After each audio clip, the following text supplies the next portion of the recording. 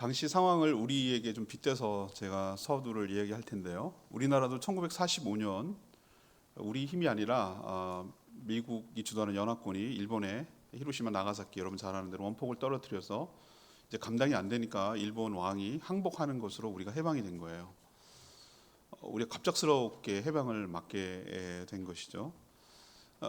그리고 나서 이제 일어난 일이 뭐냐, 일본군부터 시작해서 일본군이 떠나니까 보호해줄 사람이 없으니까 일본 사람들이 여기서 여러 가지 산업을 하면서 착취를 했거든요. 제주도 마찬가지예요. 제주사를 연구해 보면 여기서 알짜 기업들, 그리고 일본이 주도하니까 특혜화를 준 거예요.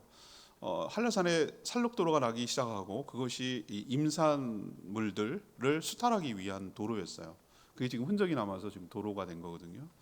그런 식으로 하던 것이 이제 다 빠져나간 거죠. 일본으로 철수했고 일본군과 함께. 그리고 반대로 해외에 흩어져 있던, 먹고 살기 위해서 여러 가지 이유로 흩어져 있던 조선 사람들, 그러니까 우리나라 사람들이 다시 조국으로 귀국하기 시작했어요. 제주도도 마찬가지예요.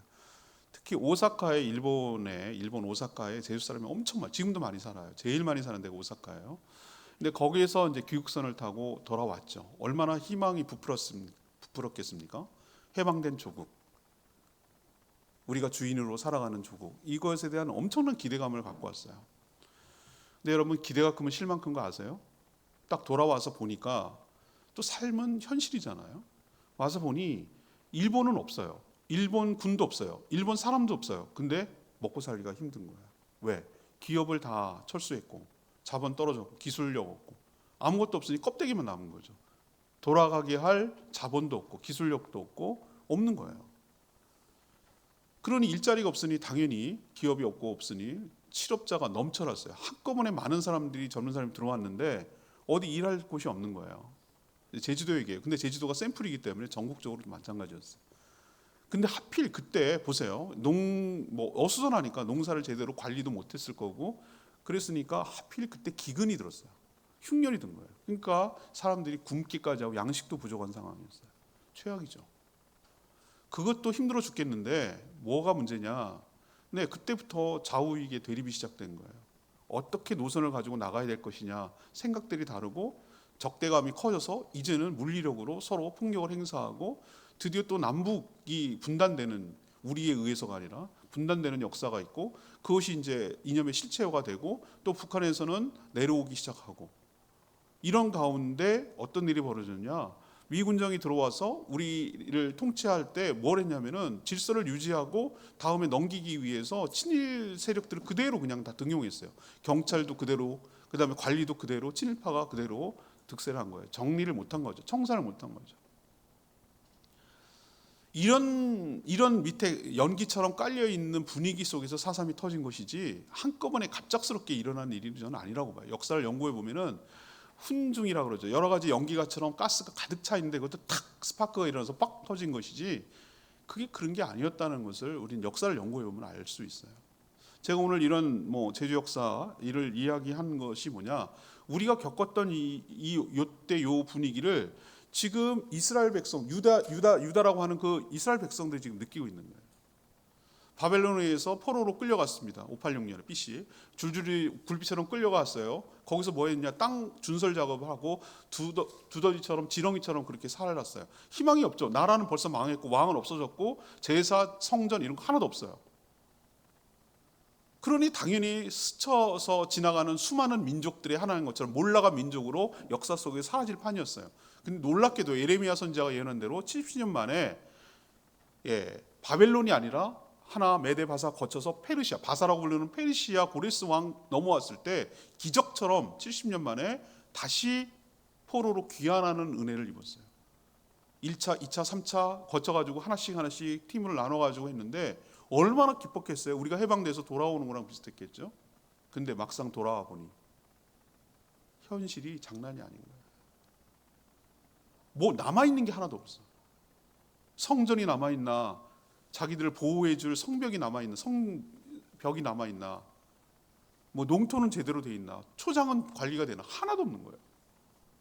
당황스럽고 황당하고, 그런 것이 지나자 불만이 나오기 시작하고 너무 삶이 팍팍한 거예요. 근데 하나님의 은혜와 기적적으로 느헤미야, 에스라 이런 사람들을 보내서 성전이 재건되고 성벽이 다시 복원된 것까지 성공했어요. 그게 세월이 많이 지나고 에너지가 거기에 많이 투입된 거예요. 그렇지만 여전히 뭔가 이제 모양새는 다시 복원된 것 같은데, 우리가 전에 꿈꿔왔던, 그들은 늘 거길 꿈꾸거든요. 영광스러운 시대, 다윗과 솔로몬 시대처럼 그런 영광스러운 시대가 메시아가 오므로 인해서 올 것이다라고 생각을 하고 기대를 했었는데, 현실은 그렇지 않아요. 여전히 견제하려는 주변에서, 특히 사마리아 세력은 여기가 더 커지면 자기들의 입지가 더 좁아진다는 생각 가지고 산발락과 도비아처럼 끊임없이 성전을 방해하고 재건을 방해하고, 페르시아 왕에게 계속 투서해서 막아서게 만들고, 하여튼 이 이스라엘 민족이 다시 재건하고 복원하는 것을 방해하는 세력들이 만만치 않았어요. 여전히 페르시아 식민지로 남아서 조공을 해야 되고, 산업은 기반은 없고, 주변 나라들은 자기의 우호적이지 않고 너무너무 살기가 힘든 거예요. 그러나 형식적으로는 성전과 성벽이 있어서 제사장도 복원해서 제사는 드리고 있어요. 이런 상황을 여러분 염두에 두시고 오늘 말씀을 읽어야 돼요. 자, 이들이 이런 상황이 되자 어떤 마음이 들기 시작하냐면은, 먹고 사는 게 너무 급하고 힘들고 거기에 더 매몰하고 그러다 보니 자연스럽게 신앙이 소홀해질 수밖에 없고 하나님에 대한 실망이 드는 거예요. 기대감이 자꾸 사라지니까. 뭐야, 프로 귀환하고 돌아오면은 뭔가 좀 나아질 줄 알았는데 더 힘들잖아. 이건 제사 드리는 거 너무 버겁고 힘들고 귀찮고, 하나님 우리를 축복해 주신다고 하는데 이게 뭐냐고, 현실이. 이런 의심이 서서히 들다가 의심이 어디까지 확대되기 시작하냐면은, 하나님 없는 거 아니야? 더 나가서 하나님 우리를 있다 하더라도 사랑하지 않는 거 아니야? 여기까지 나가는 거예요. 근데 제가 왜 오늘 이 말씀을 여러분에게 전한 줄 아세요? 이게 옛날 얘기입니까? 우리 이야기일 수도 있어요. 하나님 버린 거 아니에요, 이들. 하나님 섬겼어요. 하나님 민족으로 다시 은혜를 입은 것 같기도 해요. 그런데 왜 현실은 이렇죠? 왜 이렇게 먹고 살기 힘들어요? 하나님 정말 날 축복하시는 게 맞아요? 하나님 날 사랑하는 게 맞냐고요? 이렇게 사춘기 어린아이처럼 그렇게 의심이 되고 반발심이 생기고 이런 마음이 드는 게 왜 이들만 그렇게 했냐 이거예요. 한 해를 돌아보면서 우리 얘기 아니야? 왜 이렇게 사는 게 힘들지? 하나님의 백성이면 좀 하나님 뭔가 팍팍 밀어주는 게 있고 뭔가 되는 게 있고 말이지, 뭔가 안 되는 것도 되게 만들고 뭔가 좀 활로가 열리고 말이야, 뭔가 좀 차별화가 있어야 되는데 이게 뭐냐고, 이런 마음이 쑥 우리 마음 가운데 들어온다고요. 그래서 오늘 설교 제목을 뭐냐? 사랑이 흔들릴 때. 어떤 사랑? 하나님에 대한 사랑이 흔들릴 때 우리는 어떻게 해야 되지? 그러면 이 사랑이 흔들릴 때 어떻게 다시 회복할 수 있지? 내가 지금 흔들리고 있는데, 이건 딴 게 아니라 나 신앙이 지금 흔들리고 있는데, 하나님 정말 나를 사랑하나? 이게 흔들리는데 내가 무엇을 하는 것에 대한 어떤 의미를 찾을 수 있지? 라고 고민하고 있다면, 오늘 말씀을 들으셔서 어떻게 하면 다시 사랑이 회복될 것인지, 도대체 나의 문제는 무엇인지 오늘 말씀을 통해서 잘 해답을 들으셔서 새해에는 그런 의심을 걷어내고 불신을 걷어내고 하나님을 진심으로 사랑하며 그 사랑 가운데 살아가는 저와 여러분 되기를 소망합니다. 그래서 말씀을 잘 들으셔야 돼요. 자, 첫 번째 우리가 생각해야 될 건 뭐냐? 이렇게 사랑이 흔들릴 때 상황, 내 감정, 여기에 집중하면 안 돼요. 하나님이 주신 약속의 말씀에 집중해야 돼요. 그래야 사랑이 회복될 수 있어요. 상황, 감정은 항상 유동적이에요. 변하지 않는 하나님의 내 삶의, 내 신앙의 기초를 거기다 둬야 돼요.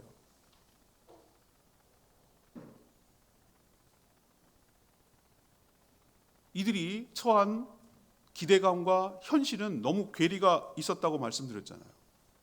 그만큼 기대한 것만큼 안 되니까 실망감도 컸다고 했잖아요. 그래서 이런 하나님이 사랑하느냐 의심했다고 그랬잖아요. 왜? 하나님을 바라보기보다는 내가 처한 상황이 더 크게 다가섰기 때문에. 하나님의 약속의 축복의 말씀보다는 지금 처한 현실이 너무 심각하기 때문에 이런 현상이 일어났어요. 베드로가 예수님이 물 위로 걸어오시는 걸 보고 주님인 걸 알았어요. 주님인 걸 알았습니다. 믿었어요. 그리고 주님, 저를 물 위로 주님처럼 걷게 해주십시오 라고. 다른 제자는 그런 걸 안 하는데 그런 담대한 믿음이 있었어요. 그래서 오라고 그랬어요. 여러분 신약성 잘 아시죠? 그래서 베드로가 예수님을 보고 걸었어요. 물에 빠지지 않았어요. 놀라운 경험을 했어요. 근데 조금 있다가 물에 빠졌어요. 물에 빠지지 않을 때와 빠질 때의 차이가 뭘까요? 시선 처리였어요. 물에 빠지지 않을 때는 어디를 바라봤냐면 예수님을 바라봤어요. 예수님을 바라보고 걸으니까 물에 빠지지 않았어요. 근데 어느 순간에 빠졌습니까? 내가 지금 걷고 있다는 사실, 풍랑과 바람과 물을 봤어요. 그때 빠져들기 시작했어요. 제가 말하는 의도 아시겠습니까? 외줄타기, 여러분 고개하고 우리나라 전통 무예 있죠? 전통 공연하는 거. 그 외줄타기 한 줄로 걸을 때 흔들리는 줄을 그 사람들이 바라봅니까? 아니요. 줄을 꼭 메고 있는 양쪽 기둥을 바라봅니다. 거기는 흔들리지 않기 때문에. 우리가 사랑이 흔들릴 때가 언제입니까? 하나님의 시선을 놓칠 때. 그리고 내가 지금 처한 상황과 환경과 그걸 받아들이고 해석하는 내 감정이 요동칠 때 그 사랑이 의심이 되고 흔들리기 시작하는 거예요. 거기다가 내 마음을 두고 빼앗겨 버리고 그러면은 이스라엘 꼴 나는 거고, 나도 똑같이 이 사람들처럼 되는 거예요. 그래서 오늘 논쟁이 시작돼요. 2절에 얘기하잖아요. 내가 너희를 사랑한다. 하나님 얘기하는데 이게 믿겨지지가 않고 그 진심처럼 안 느껴지니까 2절에 뭐라고 그래요? 하나님 우리가 언제 하나님 사랑하셨습니까? 이렇게 나오는 거예요. 근데 하나님이 여기에 대한 대답을 여러분 잘 보셔야 돼요. 그러면 그걸 왜 못 믿어? 라고 얘기를 하나님이 할 것 같은데, 엉뚱하게도 3절에 이런 얘기를 해요. 에서를 미워했고 그들의 산업은 황폐했고 내가 야곱을 사랑했다 라고 얘기하는 거예요. 이게 뭔 뜬금없는 소리죠, 여러분? 여러분 이게 설득력이 있다고 생각하세요? 전 맨 처음에 이걸 들었을 때 뭐 이렇게 의심하는데 왜 이런 얘기를 해? 라고 생각하는데, 여러분이 기억하셔야 될 게 있어요. 이건 뭐냐면은 네가 지금 처한 상황이 좀 있으면 괜찮아질 거야, 조금만 참어, 이런 얘기 하지 않아요. 위로가 안 돼요. 하나님 그런 얘기 안 하세요. 내가 너희를 선택했어. 선택한 증거가 뭐냐고? 너희가 지금 존재하고 있는 거잖아. 에서의 후손들 존재하지도 않아. 너희들은 진즉에 망했어도 포로가 돼서 끝날 존재였어. 근데 너희들이 포로로 갔다가 다시 여기 와서 지금 하나님의 말씀을 듣고 제사를 드리고 하나님께 예배드리고 있다는 증거가 너희를 선택했다는 증거 아니냐? 우리도 올해 한 해를 살아오면서 너무 힘들고 어려워서 하나님이 사랑하나요? 의심할 때가 있지만, 오늘 이 자리에서 하나님께 예배드리고 있다는 그 자체가 하나님의 축복의 증거인 줄로 믿습니다. 그거 아니었으면 여기 여러분 예배 못 드리고요, 건강 상했고 사건 사고가 일어났고 수많은 어려움들이 있었으면 여기 이 자리에 없습니다. 이렇게 불만을 갖고 의심할 수 있는 내가 있다는 그 자체가 하나님이 내가 선택했다는 증거이고 나를 사랑한다는 증거라고 여러분 생각하시고, 은혜로 살아왔지, 하나님 나를 택했기 때문에 여기까지 온 것이지, 쟤네들 봐라, 저 끝을 보라고. 에서의 후손들이 하나님께서 거기에는 희망이 없도록 하겠다. 내가 저들이 무슨 짓을 하건 다 망가뜨리고 파괴할 것이고 내가 너희들 끝까지 보존하고 보호하겠다라고 하나님께서 오늘 얘기하세요. 여러분 제발, 우리가 왜 상황이 흔들리냐면 다른 사람과 비교하기 때문에, 상대적 그 비교 때문에 우리가 박탈감을 느끼고 어려워지는 거예요. 남과 비교하지 마시고 하나님만 집중하시고 하나님과의 나와의 관계를 생각하시고 하나님께서 나를 어떻게 생각하시는지 내 상황과 내 감정의 마음에 몰두하지 마시고 하나님께서 나를 향한 하나님의 약속의 말씀에 더 붙드시고 다시 일어서는 저와 여러분 되기를 소망합니다. 우리 어린아이들 보면 키워보면 이렇게 나와요. 자기의 기대에 충족해야 나를 사랑하는 것으로 사랑을 확인하려고 들어요. 마트에 가면 엄마 이거 사줘. 아니야, 그거 있잖아. 이번에 이거 사자. 이렇게 말하면은 자기의 소원, 자기가 원하는 거 안 들어줬다고 막 떼부리고 그래요. 근데 여러분 하나 기억할 게 있어요. 내 소원을 안 들어준 것에 마음 상하지 말고 나랑 함께 마트에 간 부모님이 계시다는 것에 감사하시길 바랍니다. 나에게 나를 붙들고 나에게 뭔가 사줄 수 있는 분이 있다는 거. 내가 원하는 것을 안 들어줬다고 마음 서운해하고 상하고 하나님 의심하지 마시고, 나에게 이런 대화를 할 수 있는 분이 있다는 거, 나를 여전히 다른 방식으로 나를 보호하고 사랑하고 계시다는 하나님이 계시다는 거, 그 사랑 속에 내가 존재하고 있다는 거 의심하지 마시고, 감정과 상황에 빼앗기지 마시고, 하나님의 시선을 두고 하나님의 약속에 붙드시고 다시 일어서는 저와 여러분 되기를 소망합니다. 두 번째 얘기는 우리가 어떻게 다시 사랑이 회복될 수 있을까? 거꾸로 형식적인 예배를 청산하고 진심으로 섬겨야 돼요. 이게 내가 지금 의심하고 있다는 증거이기도 하고 여기가 다시 회복해야 될 지점이기도 해요. 현실에 실망하고 하나님의 사랑을 의심하면 가장 먼저 나타나는 현상이 뭔지 아십니까? 신앙이 흔들릴 때, 내가 신앙이 점점 흔들릴 때 나타나는, 제가 오랫동안 지금까지 목회하면서 뚜렷하게 제가 확인할 수 있는 것은 뭐냐면은, 여러 가지 신앙 중에서 가장 확실하게 증거가 되고 뚜렷하게 드러나는 것이 예배를 소홀하는 거예요. 예배가 실패하더라고요. 제사가 실패하는 것처럼 굉장히 형식적이 돼요. 마음에도 없는 제사를 드려요. 하나님께서 그거를 얘기를 해요. 6절에 보면 이런 얘기를 해요. 너 내 이름을 니네가 멸시했어. 자식이 아버지를 공경하고 종이 주인을 두려워하는 게 당연한데, 내가 주인이고 내가 아버지인데 너희들 나를 대하는 태도가 나를 공경함도 없고 두려움이 없어. 그랬더니 또 반발하는 거예요. 대드는 거예요. 아까 뭐 어떻게 대들었습니까? 하나님 내가 너희를 사랑한다. 그러니까 얘네들이 뭐라 그래요? 언제 사랑했습니까? 이렇게 나오는 사춘기 애들처럼 너희들이 나를 공경함이 없어, 두려움이 없어. 그랬더니 우리가 언제 하나님 멸시했다고요? 우리 할 거 다 했는데, 할 동이 다 했어요 라고 하는 거예요. 그렇지, 자기 수준에서는 할 도리 다 한 거죠. 나 신앙생활 기본은 했어요. 이렇게 말하는 우리랑 똑같은 거예요. 예배 드렸어요. 드려줬어요. 헌금 꼬박꼬박 했습니다. 하라는 거 했어요. 근데 왜 나한테 뭐라 그래? 내가 한 거 다 했는데. 이렇게 말하는 내 모습이 여기에 보이지 않냐는 얘기예요. 근데 하나님 뭐라 그러죠? 너희가 더러운 더러운 떡을 나에게 제단에 드렸다라고. 여기서 더럽다는 것은 흙에 묻어가지고 위생적인 개념이 아니에요. 제가 우리 지난번에 로마서 묵상했잖아요. 로마서 12장에 나오는 그거와 연결돼요. 너희가 드려야 될 영적 예배, 너희의 삶을 드려야 되거든요. 하나님 기뻐하시고 원하시고 하시는 그 거룩한 삶을 하나님께 준비해서 그 제물을, 그 삶을 가지고 하나님께 드리는 걸 원하는데, 그게 아니라 그냥 물질을 드려줬잖아요. 받으시면 되잖아요. 할 거 했잖아요. 안 떼먹었잖아요. 이런 식의 오만한 태도, 형식적인 태도, 마음에도 없는 예배 태도가 하나님의 사랑이 식었을 때 사랑을 의심할 때 나타나는 뚜렷한 현상이에요. 이걸로 내 현재 주소를 알 수가 있는 거예요. 하나님 오히려 화가 얼마나 나셨는지 이런 표현을 씁니다. 반론을 이제 제기하는 거죠. 지금 논쟁하고 있는 건데, 좋아, 너희들이 지금 더러운 떡을 드렸다는 증거를 내가 얘기하지. 그러시면서 하는 말이 이런 얘기를 해요. 너희들이 가져오는 재물을 한번 봐봐라. 8절에 보면 병든 거, 저는 거, 그 다음 13절에 보면 훔친 물건, 병든 거, 그런 거 가졌다는 거예요. 13절에도 표현나요. 우리 여기 급식실, 초등학교 있는데 급식실에 보면은 영양사가 해야 될, 집사람도 영양사 출신, 초등학교, 이수초등학교 근무했거든요. 저랑 결혼하기 전에. 했는데 제일 중요한 게 영양사 해야 될 일이 뭔지 아세요? 어떤 메뉴를 짜는 거와 동시에 발주를 해서 그 식재료를 갖다가 들어오는 거예요. 들어오게 하는 것도 굉장히 중요하고, 또 중요한 자기 역할 중에 하나가 뭐냐면은 검수를 해야 돼요. 검수. 이것이 제대로 분량만큼 왔느냐, 그리고 상태는 괜찮느냐, 상하지 않았냐, 이런 것들을 검수해야 될 책임이 있어요. 그거가 영양사 책임이에요.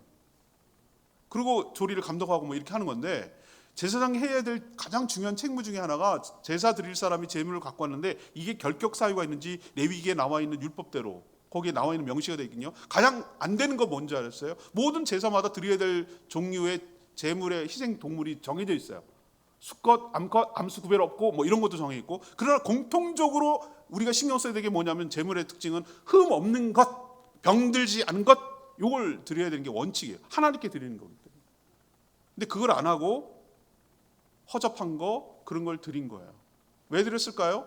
안 드리면 찜찜해. 안 드리자니 뭐 좀 캥기는 것 같고, 안 드리자니 좀 그냥 그런 거 있잖아요. 주일날 안 가고 예배 안 가자니 뭔가 좀 마음이 걸려. 가긴 가긴데 귀찮아 죽겠어. 뭐 이런 느낌. 헌금을 안 하자니 뭔가 찜찜해. 뭐 보는 사람도 없지만 하자니 아까워. 그 느낌 아시겠어요? 그래서 그 형식적으로 하는 거예요. 형식적으로. 떼어붙이. 안 하자니 그렇고 하자니 아깝고 그러니까 어차피 없을 거. 시장에 내다 파는 거 좋은 것들은 시장에 내다 파서 값받고 별볼일 없고 죽을 거 같고 병들고 돈 받지 못할 것 같은 것만 드리는 거예요. 그게 나를 경멸하는 거 아니냐라고 하나님께서 오늘 얘기하시는 거예요. 그럼 사실 말씀이 너희들 이거 가지고 나는 고사하고 너희들을 다스리고 있는 페르시아 총독한테 한번 갖다가 줘봐라. 오늘 그 얘기해요. 총독한테 8절에 총독한테 갖다 줘봐. 그러면 기뻐 받겠냐? 하나님께서 지금 어필하는 거예요. 아마 불쾌할걸? 너희들 돈 낼지도 몰라. 저도 선물을 주기도 하고 받기도 하는데 여러분 그거 아시죠? 선물을 안 하면 안 했지 줄 때는 좋은 걸 줘야 돼요. 마음과 정성이 담겨야 되는 거예요. 그렇죠? 근데 성의 없이 말이죠. 하면은 그게 나를 오히려 선물 받는 사람을 경멸하는 것처럼 느껴져요. 그거 아시잖아요. 먹다 남은 거 주는 거. 그리고 자기가 쓰다 남은 거 주는 거. 자기가 별 쓸모도 없고 별 볼일 없는 것 같으니까 생색내면서 주는 거. 저 그거 받아봤거든요. 내가 말은 안 했지만 몹시 속으로 불쾌했어요. 안 주면 말지 내가 그지야? 내가 없어서 못 먹어서 내가 저러나? 나를 아주 우습게 여기네. 굉장히 불쾌하더라고. 그래서 내가 선물할 때는 좋은 걸 주는 게 맞구나라고 하는데 하물며 사람과 사람 사이에도 이럴진데 하나님께 드리는데 그 마음을 못 읽어낼까 하나님이. 마음에도 없이 억지로 하는구나 네가. 그냥 마지못해서 앉아있구나. 억지로 그냥 막 하나님 사랑하는 마음이 없고 사랑이 식어버리니까 그냥 형식만 남아가지고 성전은 돌아가야 되고 제사장도 돌아가야 되니까 그냥 타성에 젖어서 매너리즘에 빠져가지고 그런 신앙을 하고 있는 이 예배의 모습, 제사의 모습이 내가 하나님의 사랑을 의심하고 사랑이 식었다는 증거로 보는 거예요. 하나님 그걸 지목하는 거예요.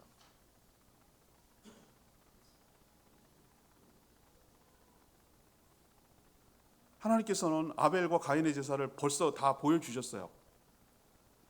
가인 창세기 잘 읽어보라고 말씀드렸어요. 가인의 제사를 받는 게 아니라 가인과 그 제물을 받지 않았다고 그랬고 아벨과 그 제물은 받으셨다고 그랬어요. 사랑과 제물을 분리시켜요. 그런데 제물 안에 그 사람의 정성과 마음과 태도가 담겨 있거든요. 아벨이 희생 제물로 드렸기 때문에 받고 가인은 곡식을 드렸기 때문에 안 받고 이 개념 아니에요. 제사 5대 제사 중에 소제는 곡식으로 드리는 제사가 있어요. 곡식이라서 안 받는 게 아니라고 내가 말씀드렸잖아요. 하나님께서 가인의 그 예배 드리는 태도, 자세 그걸 안 받으신 거예요. 그래서 그 제물의 형태로 표시가 나게 한 거예요.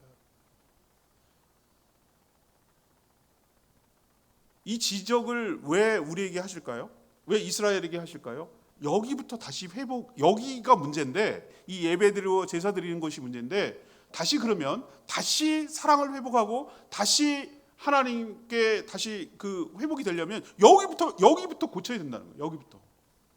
여기 예배 드리는 태도와 자세부터 바꿀 때 하나님의 사랑이 다시 샘솟듯 솟아나고 사랑이 샘솟듯 변화가 되고 새로운 사랑의 마음이 생겨나게 될 줄 믿습니다. 우리의 치성을 드리고 정성을 다 드리면 그런 처음에는 마음이 없어도 그렇게 마음을 준비해서 드리면 점점 그 마음이 물질 가운데 우리 마음이 담겨 있고 우리의 정성 가운데 우리의 마음이 담겨 있고 그러다 보면 더 하나님의 사랑을 깊어지게 되고 더 하나님께 더 다가서게 되고 하나님과 더 관계가 깊어지는 은혜가 있듯이 하나님이 이렇게 지목한 것은 이것을 바꾸라는 얘기예요. 그것을 책망하고 그걸 없애버리겠다는 얘기예요. 하나님 오직 했으면 성전문 좀 닫았으면 좋겠어. 얼마나 역겨워 죽겠어. 10절에 그만 좀 했으면 좋겠어. 이렇게까지 하나님 얘기할 정도라면 이 얘기를 우리가 어떻게 해석해야 되는가? 우리도 그 매너지는 빠져서 그냥 대충 형식적으로 신앙생활하고 있는 모습이 있다면 이게 내가 하나님에 대한 사랑이 식었고 흔들리고 있다는 증거로 여기시고 여기서부터 다시 차곡차곡 예배가 회복될 때 하나님과의 사랑과 관계가 다시 회복되는 역사가 있게 될 줄 믿습니다. 내년에 좀 달라졌으면 좋겠다는 거예요. 진심이에요. 제가 목회자로서 부탁드리는 거예요. 이렇게 하면 예배 안 돼요. 이렇게 이거 예배 아니에요.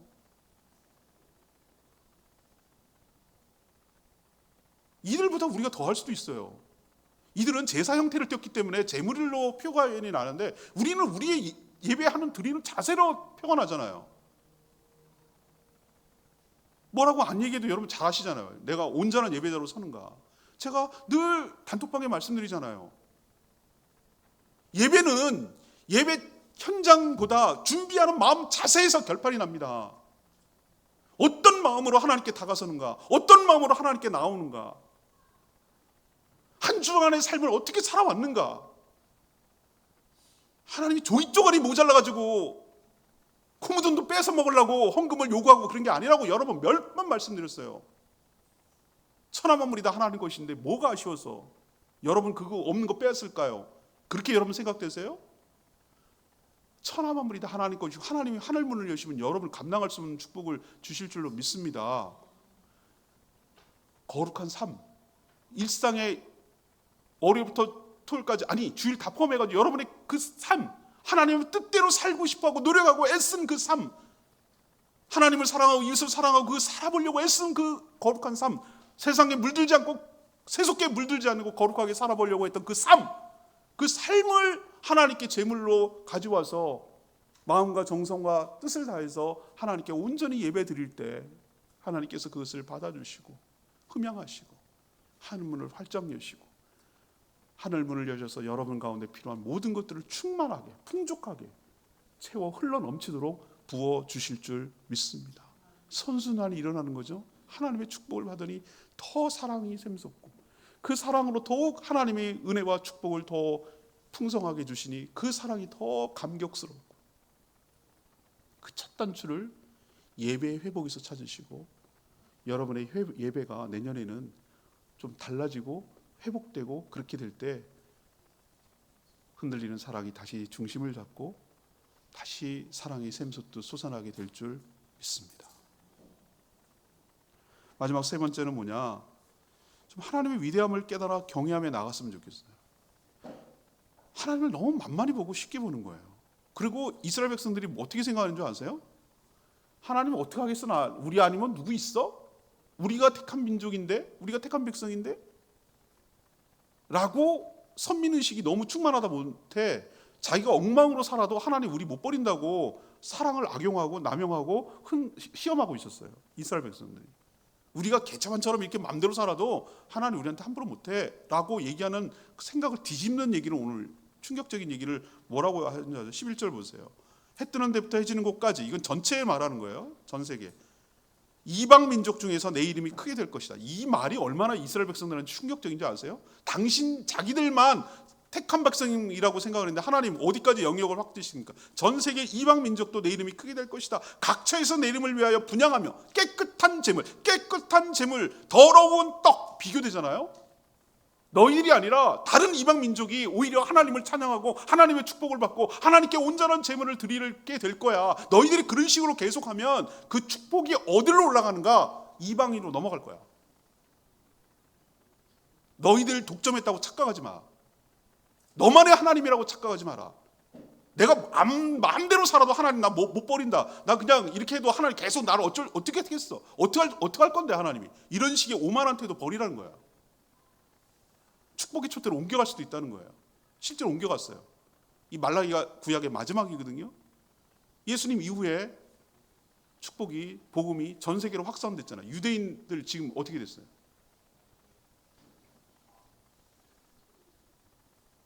이들이 왜 이렇게 됐을까? 에휴, 제사 드려봐야 소용없잖아. 드려보다 하나도 달라진 게 없네. 이게 식탁이 더러워졌다. 이 얘기 그 얘기예요. 우리가 이렇게 신앙생활해도 뭐 하나 달라진 것도 없고 변한 것도 없고 뭐 하나 소용없어. 그렇게 해봐야 신앙생활 해봐야 소용없더라. 이 얘기예요. 이 얘기. 여러분도 그런 마음이 쑥 들어오죠? 오늘 마음이 읽힌 것 같죠? 해 아래 새 것이 없다고 해 반복이 되는 것도 이들이 했던 것이 우리랑 똑같이 또 우리도 반복되는 거예요. 이들이 마음 가졌던 게 그거예요. 아휴, 열심히 하느라고 했는데 소용없더만 뭐. 이런 마음이 여기 담긴. 하라는데 했지. 성경 통독도 하고 뭐 목장도 열심히 나가고 그리고 뭐 헌금도 하고 뭐 했어. 하라는 대로 목사님 하라고 막 탁탁탁탁 달달 보는데 하라는 데 했어. 근데 뭐가 달라졌는데? 뭐가 나한테 온 게 있는데? 이런 식의 어떤 가시적이고 직관적이고 뭔가 체감적이고 뭐 이런 거를 기대했던 모양인데 그게 없으니까 소용없어. 그냥 대충 해. 그까이 거 그냥 하는 신용만 해. 그렇게 말하는 게 여기의 모습이에요 지금. 만약 여러분이 계속 그렇게 산다면 귀찮아가지고 마지못해 번거롭고 코웃음 치며 13절의 그 태도 말이에요. 너희들이 하는 모든 헌신과 충성과 이거 받지 않겠다. 오히려 14절 이방으로 넘어가서 다른 자에게 넘어가서 그 축복이 임하도록 하겠다. 이 경고, 1절에 나온 이스라엘에 말씀하신 경고라. 이 경고를 두렵고 떨리는 마음으로 받아서 하나님의 사랑과 축복이 우리 가운데 계속 머물 수 있도록, 그 사랑이 온전히 회복되도록 우리 타성에 젖은 마음, 이렇게도 소용없다는 그런 패배주의, 비관, 부정론 이런 것들을 극복하시고 새해에는 다시 한번 심기일전에서 하나님께 충성하며 하나님께 온전히 예배드리는 저희 모두가 됐으면 좋겠어요. 제가 동물 나오는 거 프로그램 좋아한다 했죠. 강아지, 고양이 이런 거 나오면 막 넋을 쳐다보고 저는 쳐다보는데, 강아지, 고양이, 아픈 고양이, 강아지 약 먹이는 법 두 가지를 다 보여주더라고요. 하나는 모형. 실제로도 옆에 얘를 먹이고 싶어, 약을. 근데 옆에 강아지는 얘는 조교 강아지 와가지고 이거를 약을 먹어요. 먹는 건 줄 알고 먹죠. 지는 컨디션 좋으니까. 먹으면은 간식도 주고 막 이쁘다고 칭찬해. 얘가 보게 하는 거예요. 그럼 가만 보니까 저렇게 해야 먹을 것 같거든. 그러니까 이렇게 너도 하나 먹을래? 그러면 그때는 안 먹다 이러다가 옆에 하는 거 보고 지도 이제 칭찬받고 간식 얻어 먹으려고 그걸 넙죽 받아 먹어요. 그게 한 케이스. 두 번째 케이스, 개 모형이 있어요. 그래서 약을 막 이렇게 입에다 넣어줘요. 그럼 걔가 먹겠어요? 안 먹죠. 막 이렇게 고개를 흔들어요. 보는 앞에서 그렇게 하는 거예요. 그러니까 슬리퍼를 딱 벗어갖고 막 머리통을 때리는 거예요. 막 때리는 거예요. 그 본 거예요. 얘가 옆에서 본 거예요. 그러고 나서 쓱 약을 하나 갖다 줘요. 걔한테. 그러면은 이 눈치를 딱 보더니 안 맞으려고 그거를 렐름 주워 먹고 이렇게 하는 걸 내가 봤어요. 그래서 내가 우리가 볼 때는 얼마나 웃겨요. 근데 이 사람 지혜로운데? 근데 제가 오늘 그거 보면서 우리가 딱 강아지 수는 아니야? 이런 생각이 드는 거예요. 지 맘에 안 들면 택택거리고 막 그냥 막 고집 부리고 막 안 먹는 데 택택거리고 막 이러는 그 애완견 같은 모습이 이스라엘 백성에게도 보이고 우리한테도 있어요. 해도 소용없다니까. 뭐 이런 마음이 있어요. 근데 여러분 진짜 둘 중에 하나예요. 하나는 우리 옆에 있는 우리랑 전혀 상관없을 것 같은 사람들이 하나님의 은혜와 축복을 받아서 잘 되는 경우가 있어요. 하나님이 받으시겠다 하잖아요. 또 거꾸로 그런 식으로 계속 고집 부리고 그러면은 슬리퍼로 한 대 맞아요. 머리통 맞는다고. 그렇게 되지 않도록 다시 하나님은 정신 똑바로 차리고 내년에는 새롭게 심기일전에서 신앙생활을 잘하는 저와 여러분 되기를 소망합니다. 오늘 제가 세 가지 정리했어요. 하나는 뭐냐면은 시선 처리예요. 시선 처리. 여러분이 시선을 나를 주목하고 나를 묵상하고 나를 생각하고 내 감정에 충실하고 내가 처한 상황에 더 집중하면 할수록 수렁처럼 빠져들어가요. 더 빠져들어가고 더 불안하고 더 사랑을 의심하고 흔들리게 돼 있어요. 시선을 어디로 돌리라고요? 나에게서 하나님께로 돌려야 되고, 내 처한 상황과 내가 지금 느끼는 감정을 불변하시는 하나님의 말씀에, 약속의 말씀에다가 거기다가 두고 그것을 더 신뢰하고 붙을 때 식어버렸던 사랑, 잃어버렸던 사랑이 다시 회복될 줄 믿습니다. 두 번째는 예배의 형태로 내 현재 주소가 나타난다고 말씀드렸어요. 제사를 형식적으로 하는 거죠. 나의 지금 예배 태도, 예배 자세를 좀 살펴봐야 돼요. 내가 어디까지 지금 추락해 있는가? 내가 이들과 똑같지 않은가? 난 하나님의 사랑을 지금 하나님을 진심으로 사랑하는 마음으로 예배를 드리는가? 이렇다면 마음과 정성을 담아서 그 실패했던 그 자리, 그 내 현재 주소의 모습에서 다시 한번 그 예배를 정성으로 드림으로 인해서, 마음과 정성을 다해서 하나님께 드림으로 인해서 잃어버리고 식었던 신앙이 다시 회복되는 역사가 일어나게 되기를 축복합니다. 마지막은 뭐예요? 하나님이 아니라 내가 하나님께 맞춰야 돼요. 자꾸 나보고 하나님한테 맞추라고, 나한테 맞추라고 그러지 마세요. 하나님의 사랑이 변한 게 아니에요. 내가 하나님에 대한 사랑이 내가 변한 거지. 하나님 우리를 끝까지 일관성 있게 항상 똑같이 균일하게 우리를 사랑하시는데 우리가 변덕스러운 우리, 내 맘대로 안 들어준다고 하는 내가 문제인 거예요. 내가 하나님 보고 나보고 맞추라고 그러지 말고 내가 하나님께 맞춰서 하나님을 경외하는 그런 삶을 살아갈 때 하나님께서 잃어버렸던 우리의 믿음과 사랑이 다시 회복돼서 그 깊은 사랑의 관계로 나가 하나님부터 오는 그 사랑의 축복을 받아 누리며 살아가는 복된 한 해가 내년에 펼쳐지게 되기를 축원합니다. 오늘 은혜 찬양 같이 부르고 돌아오면서 하나님께